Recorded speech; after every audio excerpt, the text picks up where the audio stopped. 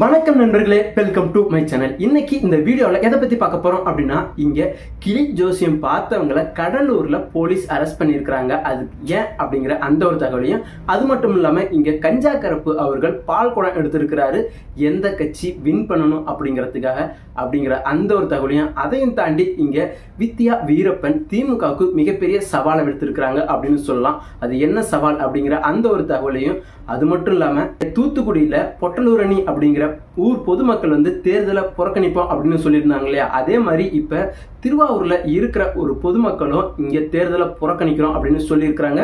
அதுக்கு காரணம் என்ன அப்படிங்கிறதையும் தான் இந்த வீடியோவில் பார்க்க போகிறோம்.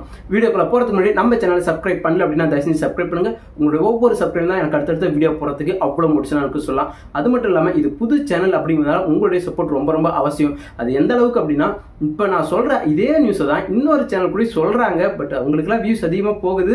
பட் நமக்கு என்னன்னே தெரியல, வரமாட்டேங்குது. சரி, அதில் என்ன ஃபால்ட் அப்படிங்கிறது கூட நீங்கள் கண்டிப்பாக சொல்லலாம்.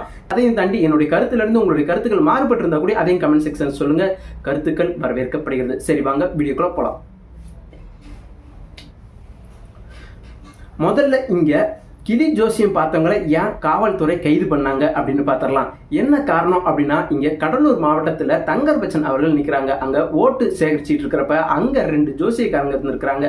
அது கிளி ஜோசியம் பார்க்குறவங்க.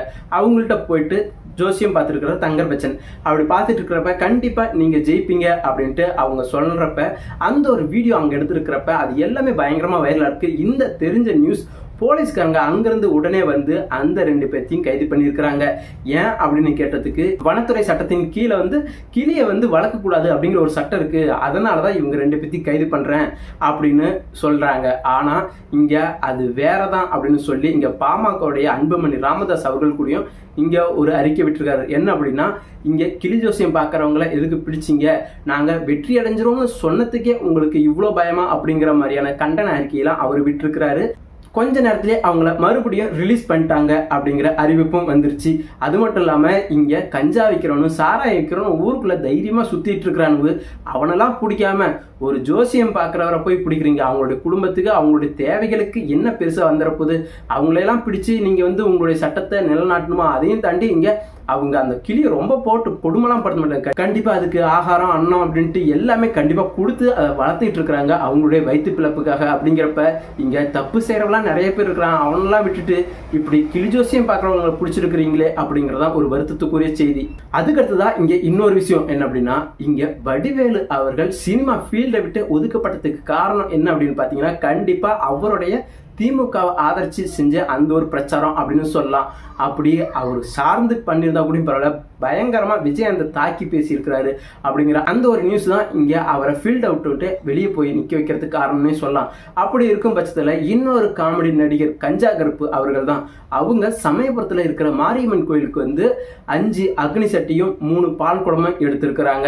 ஏன் அப்படின்னு கேட்டதுக்கு, இங்கே மறுபடியும் இபிஎஸ் அவர்கள் வென்று வரணும் அப்படின்னு அந்த ஒரு வேண்டுதலுக்காக தான் நான் இதை நிறைவேற்றியிருக்கிறேன் அப்படின்னு அவர் சொல்லியிருக்கிறாரு. இப்படி தன்னுடைய கட்சி சார்பு எது அப்படின்னு அவர் நிலைப்பட்ட அறிவிக்கிறதெல்லாம் தப்பு இல்லை. ஆனா இதுக்கு முன்னாடி தன்னுடைய துறையை சேர்ந்த ஒருத்தர் எந்த அளவுக்கு ஃபீல்ட் அவுட் ஆயிருக்கிறாரு, ஒரு கட்சிக்குள்ள என்ட்ரி ஆனா அது எந்த அளவுக்கு நம்மளை பாதிக்கும், அது எந்த அளவுக்கு தனிப்பட்ட வாழ்க்கையை பாதிக்கும் அப்படின்னு தெரியாம இந்த பேட்டி கொடுத்தாரா என்னன்னு கூட தெரியல. பட் ஆனா அவர் அதிமுக சப்போர்ட்டா இருக்கிறேன் அப்படிங்கிற மாதிரியும், அதுக்காக தான் இந்த தரிசனம் இந்த பிரார்த்தனைகள் அப்படின்ட்டுலாம் சொல்லியிருக்கிறாரு.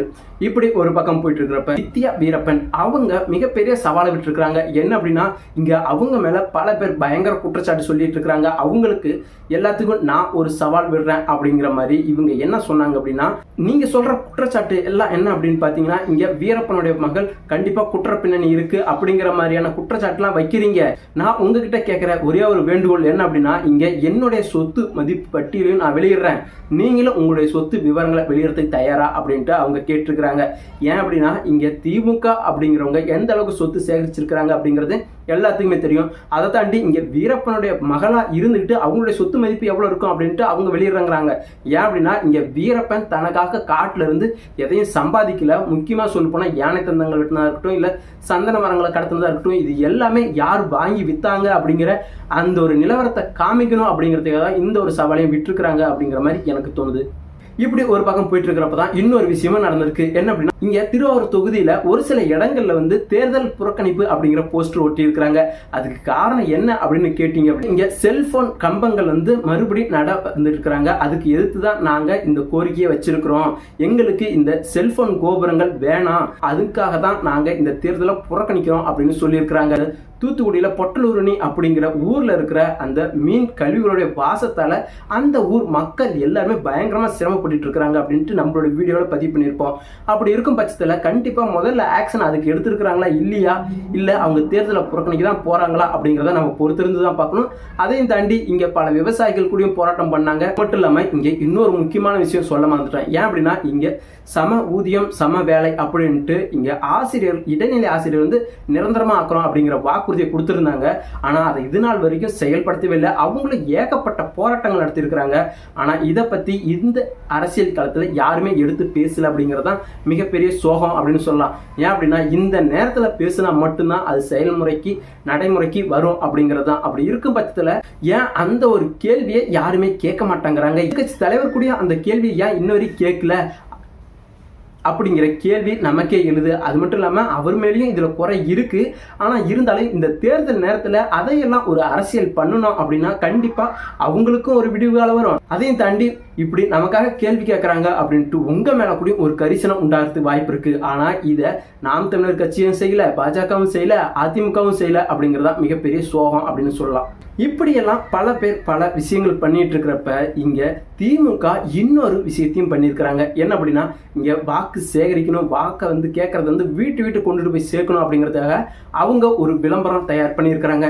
அந்த விளம்பரம் என்ன அப்படின்னு பாத்தீங்கன்னா, கந்து வெட்டி வாங்கிட்டு ஒரு ஆள் வீட்டுல இருக்கிறாப்புல அவரை கந்து வெட்டி கொடுத்தவர் வீட்டுல கேட்கிறாரு, இது மாதிரி காசு என்னாச்சு அப்படின்னு கேட்கறப்ப, நான் அடுத்த மாசம் தந்துடுறேன் அப்படின்னு சொல்றப்ப, உன்னால ஒரு 5000 4000 கூட சம்பாதிக்க முடியலையா அப்படின்ட்டு பயங்கரமா கேள்வி கேட்கறாரு. அப்படி கேட்கிறப்ப பக்கத்துல அவங்களுடைய ஒய்ஃப் அங்க பாத்திரம் கழுவிட்டு இருக்கிறாங்க. அப்படி கழுவிட்டு இருக்கிறப்ப, உன்னால தர முடியாது, உன் பொண்டாட்டியால முடியும் அப்படின்னு அவங்க பொண்டாட்டியை பாக்குறாங்க. அப்படி பாக்குறப்ப மறுபடியும் அவங்க துணியெல்லாம் சரி பண்ணிட்டு போயிட்டு உள்ளார போயிட்டு காசு எடுத்துட்டு கொடுக்குறாங்க. அவனும் கிளம்பி போயிடுறான். அப்புறமேட்டுக்கு அவங்க ஹஸ்பண்ட் கேட்கறாங்க, ஏது உனக்கு பணம் அப்படின்னு கேட்கறப்ப, நம்ம ஸ்டாலின் முதல்வர் ஐயா கொடுக்குற அந்த உரிமை தொகையில தான் நான் சீட்டு போட்டு வச்சிருந்தேன், அந்த காசு தான் இப்ப நம்மளுடைய மானத்தையே காப்பாத்துனுச்சு அப்படின்னு சொன்ன அந்த ஒரு விளம்பரம் தாங்க. இந்த விளம்பரம் பார்க்கறப்ப எந்த அளவுக்கு யார் யாருக்கு என்னென்ன கேள்விகள் எழுப்புனுச்சு அப்படின்னு தெரியல. ஆனா எனக்கு ஒரே ஒரு கேள்வி எழும்புனுச்சு. என்ன அப்படின்னா, இந்த அளவுக்கு ஒருத்தங்களை கந்து வட்டி வாங்குற அளவுக்கு இங்க கடன் வாங்காம யாரும் இல்லை. ஆனா ஒரு 4000 5000 கூட சம்பாதிக்க முடியாத அளவுக்கா ஒரு மனிதனை, ஒரு கணவனை, ஒரு குடும்ப தலைவனை இப்படி வச்சிருக்கோம் இந்த அரசாங்கம் அப்படிங்கிற அந்த ஒரு கேள்விதான் என்ன இந்த விளம்பரம் பார்க்கறப்ப எழும்ப வச்சுது. உரிமை தொகை அப்படின்னு கொடுக்கறதுல நான் தப்புன்னு சொல்ல, ஆனா அதே மாதிரி இங்க அவங்களுக்கு வேலை வாய்ப்பு அப்படின்னு உருவாக்கணும் இல்ல, அந்த குடும்பத்தை இந்த அளவுக்கு ஏழ்மையா காமிக்கணுமா அப்படிங்கிறது தான் என்னுடைய மிகப்பெரிய கேள்விக்குரிய. அந்த அளவுக்கு தமிழ்நாட்டில் இருக்கிறாங்க அப்படிங்கிறதும் ஒரு உண்மையான விஷயம். அப்படி வச்சிருக்கிறதுக்கு யார் காரணம் அப்படின்னு பார்த்தீங்கன்னா கண்டிப்பா அது நீங்க தானே. ஏன்னா இங்க திமுகவும் அதிமுகவும் தான் மாறி மாறி ஆண்டிருக்கிறீங்க. அப்படிங்கிறப்ப இந்த ஏழ்மைக்கு முக்கியமான காரணம் நீங்க, இந்த கந்து வட்டி வாங்குறதுக்கு காரணம் நீங்க. அப்படி இருக்கும் பட்சத்துல அந்த கந்து வட்டியிலிருந்து நான் மீட்டு எடுத்துருவேன், அந்த கந்து வட்டி பிரச்சனை எல்லாம் தீர்த்துறதுக்காக தான் இந்த உரிமை தொகை அப்படிங்கிற மாதிரியும், இந்த உரிமை தொகையால தான் இங்க உங்களுடைய மானமே இருக்குது அப்படிங்கிற மாதிரி எல்லாம் பயங்கரமா பல ட்ரோல் பண்ணிட்டு இருக்கிறீங்களே, இது எந்த வகையில நியாயம் அப்படின்ட்டு தான். இங்க கந்து வட்டியே இருக்கக்கூடாதுன்னு சொல்ற அரசு தான் இங்க விளம்பரத்திலே கந்து வட்டி இருக்கு அப்படின்ட்டு ஒத்துக்கவும் செஞ்சிருக்கிறாங்க. அப்படிங்கிறப்ப கந்து வட்டி இங்க இன்னும் புழக்கத்துல தான் இருக்கு அப்படின்ட்டு அரசாங்கமே ஒத்துக்குது. சோ இப்படி தன்னுடைய விளம்பரத்தாலேயே தன்னுடைய அரசுடைய நிலைமையை என்ன அப்படிங்கறத இங்க அவங்க வெளிப்படுத்தி இருக்கிறாங்க அப்படிங்கிறது கூட உண்மைதானே. இப்படி உங்களை வச்சிருக்கிறதுக்கு காரணம் இந்த திராவிட அரசுகள். நான் யாருக்கு சப்போர்ட்டா சொல்ல, ஆனா இந்த நிலைமையெல்லாம் மாறணும் அப்படின்னா கண்டிப்பா உங்களுடைய மனசுல ஒரு மாற்றம் வரணும் அப்படிங்கிறது தான் என்னுடைய ஆணித்தனமான அசைக்க முடியாத நம்பிக்கையும் கூட. அப்படி இருக்கும் பட்சத்துல உங்களுடைய எண்ணங்கள், உங்களுடைய ஓட்டுகள் யாருக்கு அப்படிங்கிறத நல்லா யோசிச்சு முடிவு பண்ணி ஓட்டு போட போங்க. அதையும் தாண்டி என்னுடைய கருத்துல இருந்து உங்களுடைய கருத்துக்கள் மாறுபட்டு இருந்தா கூட அதையும் கமெண்ட் செக்ஷன்ல பதிவிடுங்க.